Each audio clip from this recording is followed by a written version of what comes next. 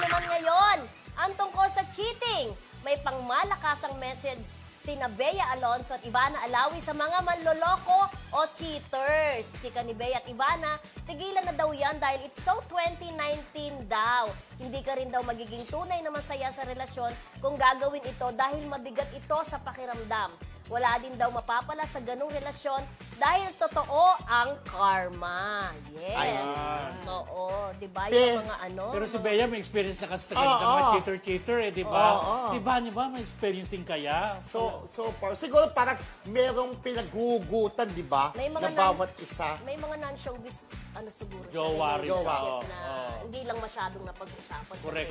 Pero totoo, yung cheating, ba, nang agaw ka. Although hindi siya nagbabanggit ng pangalan, nang agaw ka sa tingin mo, masaya ka sa ginawa mo. What if yung boyfriend mo ngayon, agawin rin naman ng iba? Although in general naman yung kanilang pagpupos-pos, di ba? Pero alam mo, minsan kasi friendship, isipin natin kung babae ka, kumbaga, irespeto mo ang kapwa mo babae para hindi naman masaktan. Para ganun yun. Although minsan talaga hindi napipigilan ang puso. Minsan talaga nagkakamali ka, di ba? Pero hanggat maaari, gamitin ang utak at saka yung malasakit mo na, ay, kawawa naman to, what if nangyari sa akin?